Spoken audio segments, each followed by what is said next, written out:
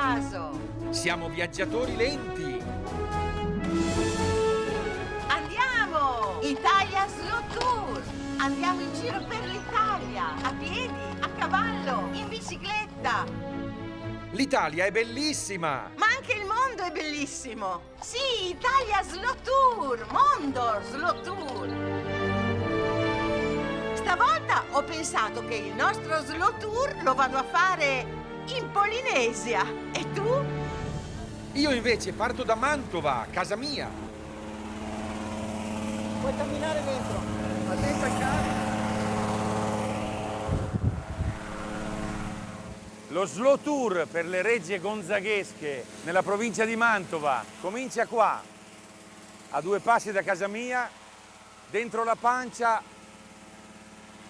di una balena che però nuota nel cielo, una mongolfiera da cui riprendere Mantova dall'alto.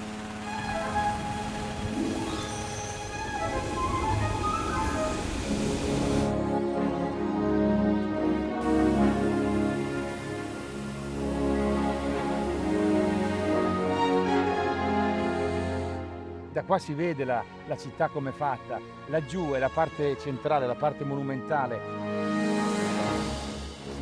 Il castello di San Giorgio e il palazzo ducale, il centro del potere. E attorno si è sviluppata la città.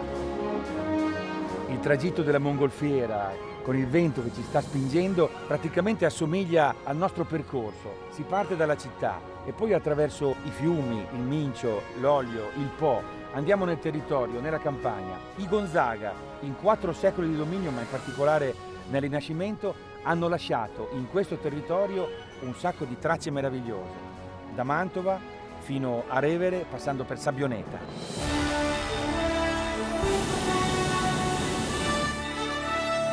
Questa grande bolla d'aria calda che ci porta a spasso, no? E che decide dove andremo, cosa faremo oggi. E questa è la meraviglia, la magia, no? Di questo volo. Eccoli qua, i laghi. Questo è il lago inferiore, di mezzo il lago superiore. Quelle chiazze verdi sono i fiori di loto che ci sono solo qui, oltre che in Giappone.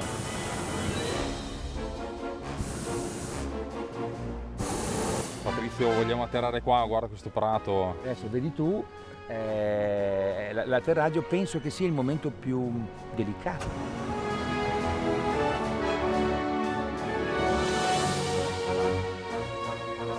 Volare in mongolfiera è il modo più slow che ci sia. Adesso però facciamo anche l'atterraggio slow, assolutamente, se no non è coerente. No, lo dico da un punto di vista proprio ideologico, non sportivo. Pronti per l'atterraggio? No, ma dai, ma è una meraviglia!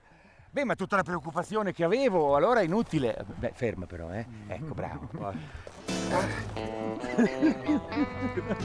Giuseppe Verdi. Adesso ho un momento di defaillance, anche se non riprendi. Aspetta, riprendi da qua, Opla. E adesso però per Mantova, dove vado? Di là?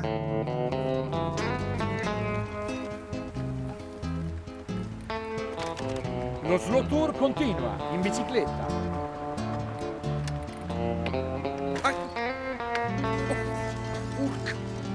Pedali umidi. Beh, lo slow tour è un modo di viaggiare. Lo si può fare in tutto il mondo. Ma per farlo dove voglio io, la mongolfiera non basta. Devo prendere l'aereo. Questa volta sono in viaggio con Zoe, mia figlia. Facciamo un vero viaggio di nozze nel posto più bello del mondo. La Polynésie, c'est super. La Polinesia. Andiamo a raggiungere un'amica di Zoe, India. E questa è una bella storia che va raccontata. Questo è il nostro volo. Andiamo. India, arriviamo. Tahiti Tourism, Tahiti, Art Tahiti, già una promessa di azzurri, di cieli azzurri, di mari azzurri, ma azzurri verdi, come questo biglietto. Eccoci!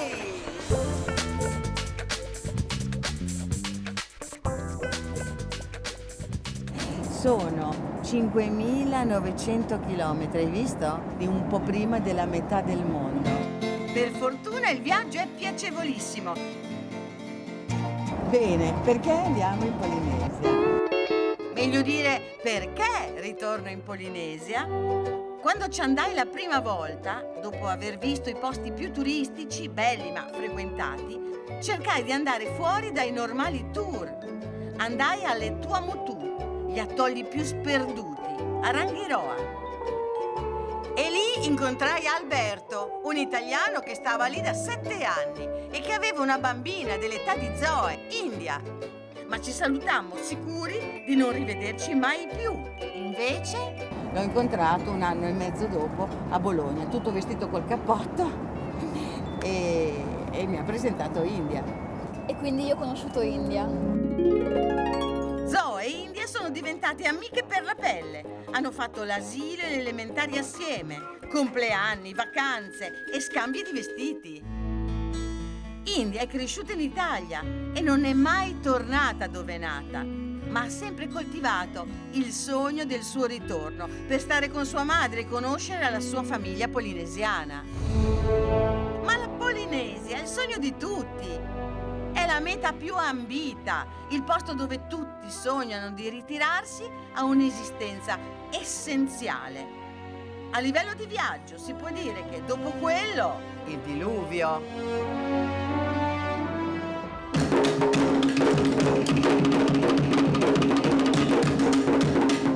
Siamo arrivati! Ma Eva, ma c'è anche il parco e sono sempre scene madri perché non era così facile arrivare fin qui prima di Airlink, cioè prima degli aerei. Ci si arrivava in nave dopo aver attraversato tutto il Pacifico. Lacrime. Ma partire era peggio, perché spesso voleva dire partire per sempre. Ma anche per noi c'è un'emozione. Inaspettatamente arriva India. Che bello! Siamo a Papeete, in Polinesia. India, Zoe ed io. Per vivere questo ritorno, il ritorno alle origini per India, nata qui e cresciuta in Italia. Ed io e Zoe, beh, ci siamo dentro, testimoni di questa bellissima storia. A proposito di storia, io nei giardini di Palazzo Te a Mantova ci giocavo da bambino. Ciao Patrizio, ben arrivato! Cesira, detta Cesi, guida socioculturale storica mantovana.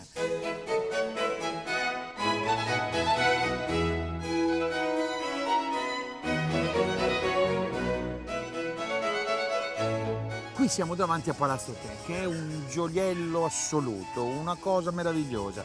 Allora, il merito di Palazzo Te è di 2 coetanei, nascono tutti e 2 più o meno nel 1500, 2 compagni di merende che si trovano molto bene assieme, 2 buontemponi, ed erano Giulio Romano da una parte e Federico II Gonzaga dall'altra.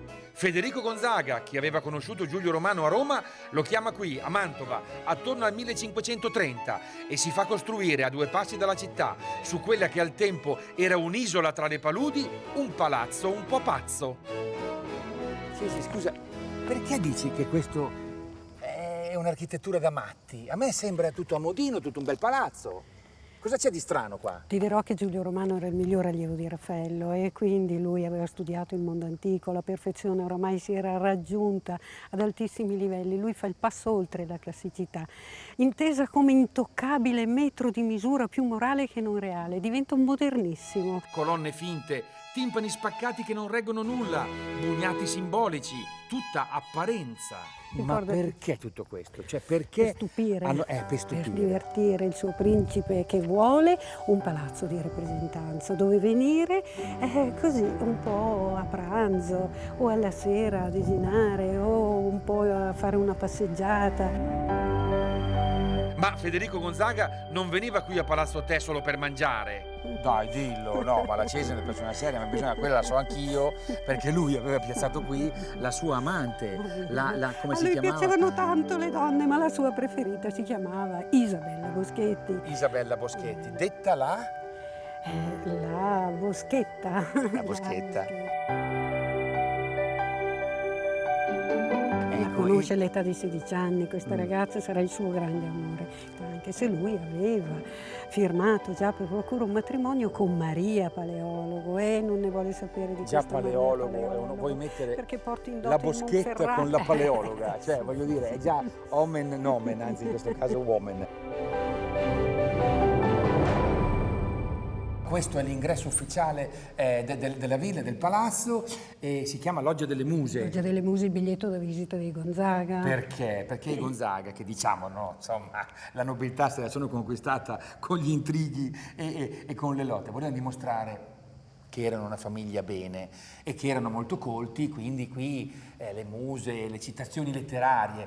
È il capolaureato di Virgilio, Capolaureato di che Virgilio. nutre la città di Mantova, rappresentata da questa figura femminile. Sì, ci vede tutte queste cose, io ci vedo una signora che prende il fresco, che rappresenta Mantova, ha messo in fresco un'anguria e se la mangerà, però invece pare che sia il capolaureato di Virgilio. Forse era un altro dei giochi di questi matti qua.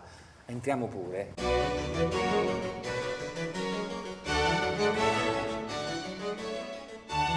Allora, questa è la sala dei cavalli. La sala, l'unica ad essere chiamata sala, l'ambiente più grande di tutto il palazzo, qui si ascoltava musica e si poteva anche ballare.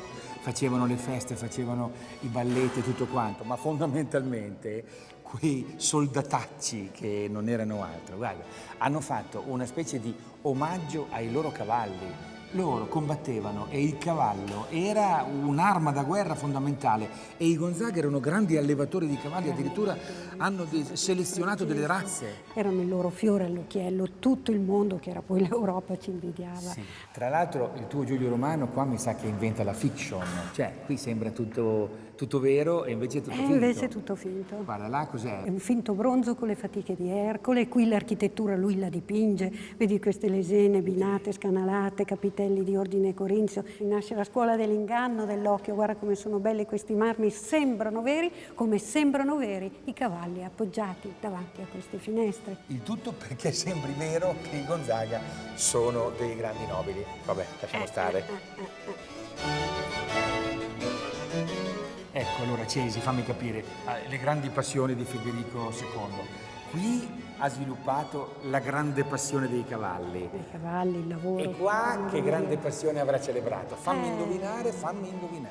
La sala di amore e psiche. Allora, guarda, lui cos'è? Dov'è? Lui si raffigura là con la sua fidanzata. Quella là è la Boschetti, giusto? È la Boschetti, sì. Ecco, la scena là, voglio dire, dove c'è Giove che si trasforma in serpente per sedurre chi pure? Olimpiade. Per sedurre Olimpiade, ma Filippo il Macedone, marito di Olimpiade, vede la scena, viene accecato dal fulmine di Giove. Così la come il stessa marito fine la fa. dell'Isabella Boschetti sì. Vede la sa scena, della della tresca e viene ammazzato.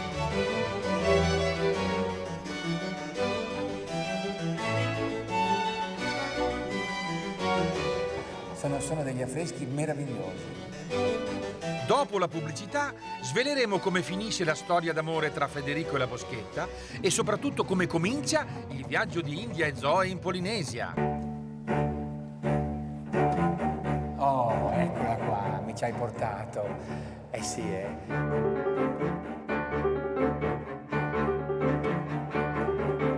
Sala dei Giganti. Sala dei Giganti, non c'era il teatro, ricordati, non c'erano gli effetti speciali, questa è la prima Li hanno opera inventati qua. di scenografia al mondo, siamo nel 1530. Poi anche l'acustica è particolare, giusto? Non ci sono angoli e spigoli, il soffitto è fatto come se fosse un panettone, la volta di un forno, un intercapedine che gira tutto intorno, che fa andare il suono in diagonale. Quindi hanno inventato un'acustica particolare, in pratica il Dolby Surround. Qui quando parli tutto rimbomba, tutto si insegue. Lo spettatore che entra si sente coinvolto in questo crollo, ha l'impressione che pezzi di roccia, pezzi di trabeazione gli cadono addosso, dopodiché segue il sorriso di chi ha capito che tutto questo franare è finto, non può far male. Ho capito, hanno inventato anche il 3D.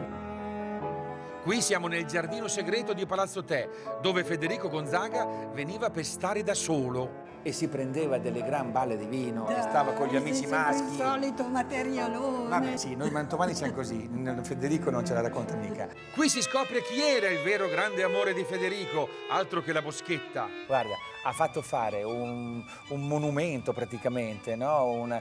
Alla sua cagnolina preferita, Oriana, morta di parto. Comunque Palazzo Te è una meraviglia, da solo merita uno slow tour per Mantova e per fortuna c'è chi se ne prende cura. Ecco, qui diamo una mano a due muratrici, ma molto delicate, Letizia e Giovanna. Stanno lavorando per il distretto culturale Le Regge dei Gonzaga e state restaurando. Sì, stiamo ripristinando l'intonaco nella parte bassa dove mancava, con una miscela di calci idrauliche, calci naturali e delle polveri di marmo colorate. Certo che era un bel tipo allora sto Federico II Gonzaga, eh? Come finisce poi la storia del suo grande amore per la Boschetta? E sai chi sposa? Chi sposa? Margherita Paleologo. Si sposerà solo a 31 anni perché porta in dote il Monferrato. Ma poi sposa un paleontologo, ma che tristezza, che brutta storia, anzi che bella storia. Ho pianto tanto, sì.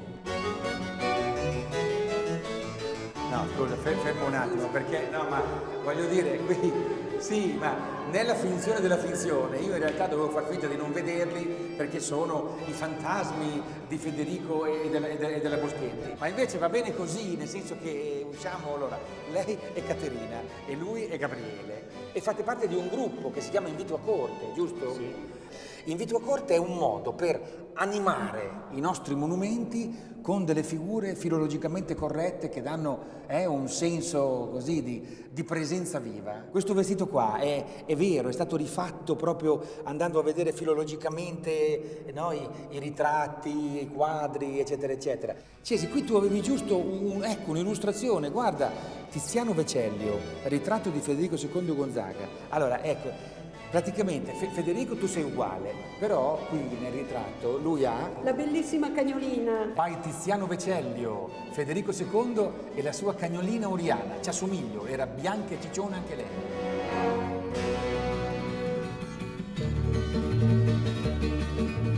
Io e Zoe stiamo accompagnando India, la sua amica del cuore, nel suo ritorno in Polinesia. Oggi gita fuori porta. Da Tahiti andiamo all'isola di fronte, Morea. È come andare da Napoli a Ischia, Proci, da Capri, no? Cioè, aspetta un attimo, andiamo a Capri, sì, andiamo a Capri, no? Beh, da Tahiti andiamo a Morea, sì, dai, andiamo a Morea, traghettina, andiamo. Fantastico. È calmo, eh? Tranquillo questo oceano, pacifico direi. Il Bounty arrivò in una di queste baie. Avevano fatto tutto l'Atlantico, il capitano li aveva fatti provare a passare Capo Horn, non so, per mesi. Pensa cosa avevano patito questi qui, avevano fatto tutto il Pacifico e arrivano qua. Cioè, scusa!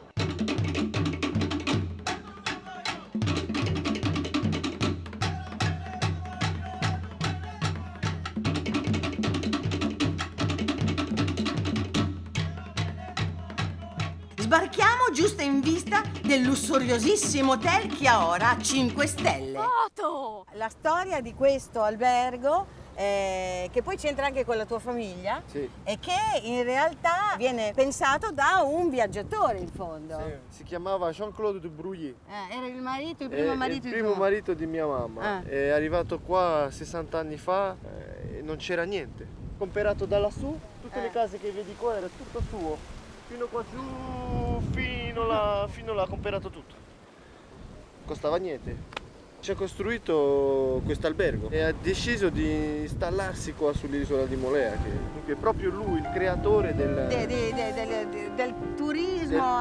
Cioè, dovresti fare un monumento praticamente. Poi Jean-Claude sposa una donna di Tahiti, la futura mamma di Maui. È stato un periodo importante della sua vita. Certo. Poi si sono separati con la mia mamma perché mia mamma ha incontrato mio padre e allora lui è partito. Ah, partito. Tutto viene da te, capisci? Cioè, è tutta colpa tua, merito tuo. Perché mamma è partita con papà, Ma dai, l'ha seguito a Roma. un italiano. Un italiano. Un italiano, un romano. E poi sono tornati qua perché mamma era incinta. Ha fatto te? Era incinta di me. Allora mamma ha detto io torno a Tahiti. E papà ha detto allora vengo anch'io. E poi alla fine papà si è sistemato qua. Che bella storia. Beh, visto che Maui ci presenta, andiamo a dare un'occhiata.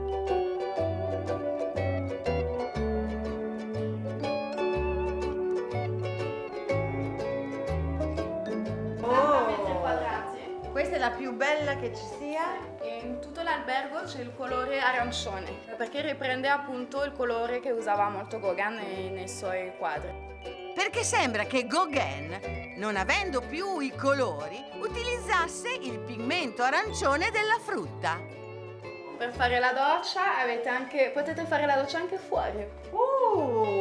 E poi anche questo, cose che si vedono e che si sentono soltanto nei libri di Banana Yoshimoto.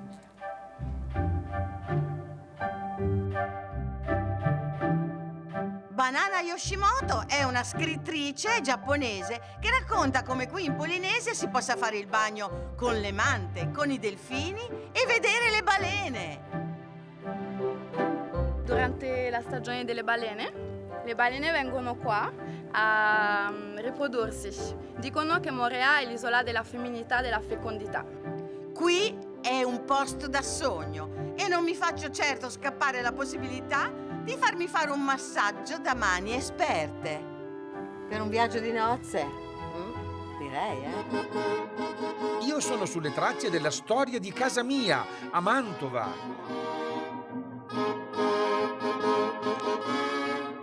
Tra capitani del popolo, marchesi e duchi, i Gonzaga mantovani furono 18, oltre a 14 cardinali, 12 vescovi e un santo. Ma la più Gonzaga di tutti fu una donna, mezza ferrarese e mezzo ispanico-napoletana, Isabella d'Este, moglie di Francesco II e madre di Federico II Gonzaga. Per saperne di più, vado in pellegrinaggio nel suo famoso studio privato, a Palazzo Ducale.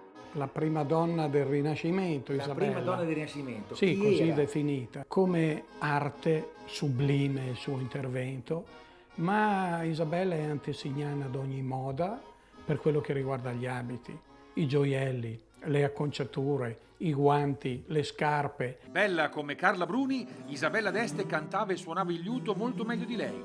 Diplomatica come Hillary Clinton, tenne testa alla cognata Lucrezia Borgia e persino ai lanzichenecchi. Più femminista di Simone de Beauvoir, diceva che anche nel nostro sesso si ritrovano animi virili. Appassionata di matematica, avrebbe battuto a scacchi anche Spassky e Karpov. Stilista come una Miuccia Prada, inventò addirittura le mutande. E soprattutto cucinava molto meglio di Benedetta Parodi. Isabella d'Este, tra le altre cose, una grande PR, riceveva. Quindi anche in termini gastronomici ha inventato delle cose. Nel 1519 ricordo una lettera dove scrive al fratello Alfonso, duca di Ferrara, e dice: ti mando le sementi di verze, prova a sentire questa straniezza, mi dirai poi se ti piace. Insomma, abbiamo capito che Isabella d'Este ha inventato anche i presidi slow food. E oggi, in uno slow tour nel food a Mantova, non posso fare a meno di andare all'Osteria dell'Oca. Osteria dell'Oca, Accademia Europea del Risotto alla Mantovana, Risotto Menà, che non credo che voglia dire risotto percosso. Ha un altro significato, ma vado a verificare. Posso? Prego, prego. Io sono della Lega della Protezione del Risotto, Lepros. Ho letto fuori che voi lo menate il risotto. Cosa vuole dire? Lo maltrattate? Il risotto menato vuol dire che è all'onda. Nel piatto si deve muovere, deve essere un'onda.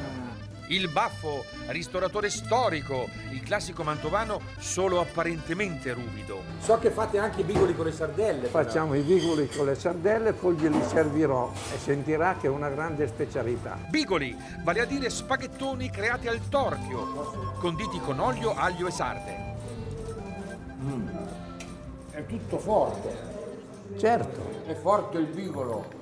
Forte il bigolo, forte le sarde. Posso dire? Certo. È una ricetta molto virile questa. Per uomini. Per uomini veri. E noi che siamo un po' piatti come la pianura, ci servono i sapori un po' forti per svegliarci un pochino, capito? Bello, l'arroganza del vicolo.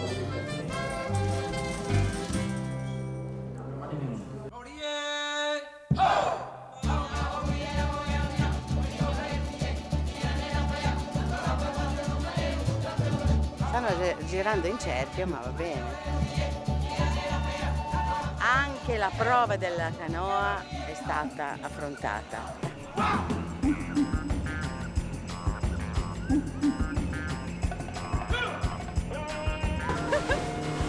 Al Motu a vedere gli squali sulla barriera corallina!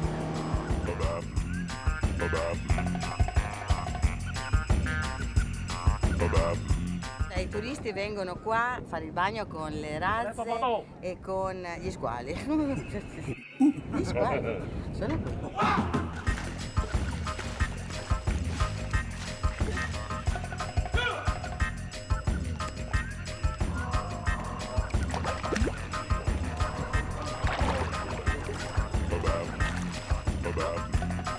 Ha due pungiglioni che fanno così sulla coda e che fanno male, quindi non bisogna toccare la coda, però il corpo, diciamo, è morbidissimo. Aiuto! Mi ha toccato qualcosa! Mi ha toccato! Ha toccato una razza, un bagaglio, non lo so! Ma è morbidissima e c'ha un bellissimo coso! E lei vola, Porina, nell'acqua! Che bello! Io sto annegando, ma lo stesso! Siamo incantate perché noi femmine sentiamo forte questo richiamo di questo azzurro, di questa perfezione e quindi io faccio casino, però a un certo punto anche io caccio, anche io capisco. Ecco lo squalo. Guarda, guarda uccello, guarda uccello.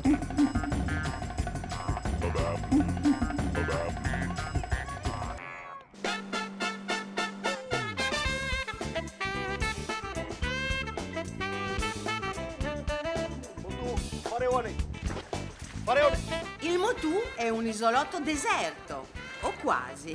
Ecco un pagurino che ha occupato una conchiglia di qualcun altro. In realtà il Motu è fatto di corallo, sul quale si è fermato un po' di terra, portata dal vento dell'isola. La terra viene immediatamente colonizzata dalle piante. Per primi sono sicuramente i cocchi, perché la noce di cocco, come questa, è in grado di attraversare gli oceani, di stare nell'acqua per tantissimo tempo, arrivare su un pezzo di sabbia, radicare e diventare una pianta. E quindi è veramente un frutto incredibile e, come dire, un colonizzatore di tutta la fascia tropicale di tutto il mondo.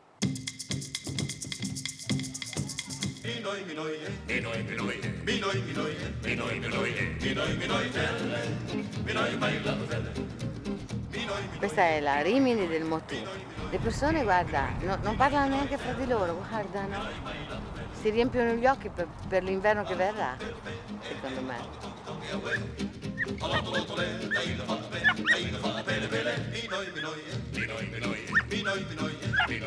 È bellissimo, lingue diverse, persone di popolazioni diverse, tutte unite qui nell'azzurro del Motu a guardare i cani che fanno il loro numero. Tutte in fila. Ma ce la faranno a pescare la razza? Secondo me no. Dimostrazione dell'apertura del cocco. Dopo il cane, dimostrazione del cocco, animazione. Però noi andiamo verso la barriera. Dai.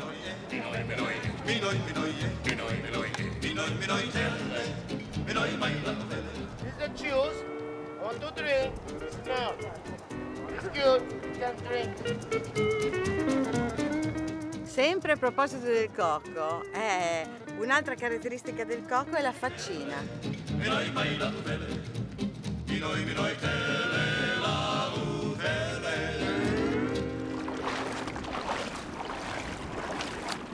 questo è l'inizio del reef, coi coralli che proteggono la laguna e fuori l'oceano e proteggono questa meravigliosa isola, Moorea.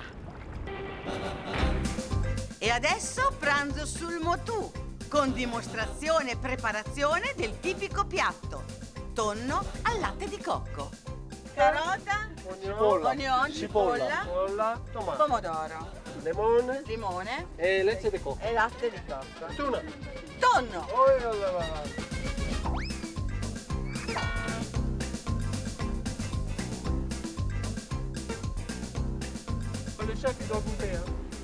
E India ha imparato a fare anche questa. Ormai è quasi polinesiana al 100%.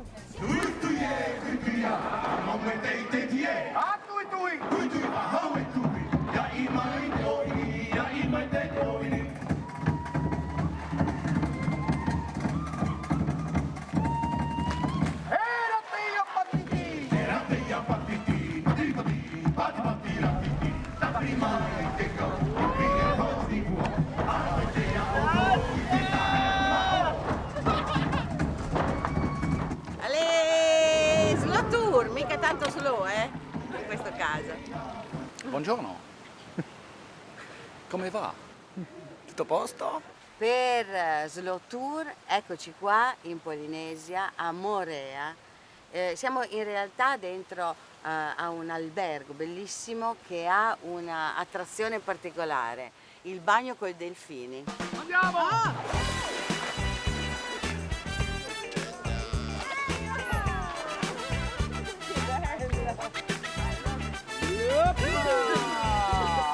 Lukai, ti piaci? Carezza? Va bene. Così, in linea.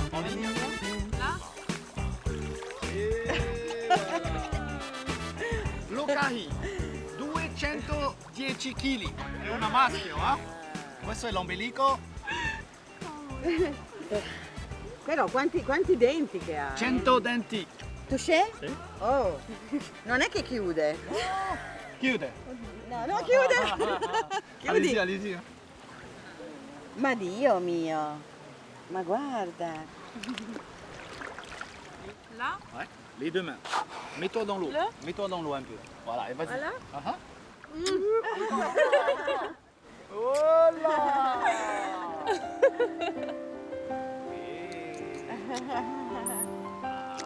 Magnifique. Ti piaci? Oh, sì. Mi fai un bisou?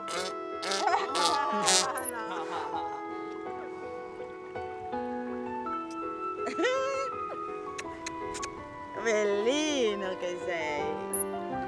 Sei morbido.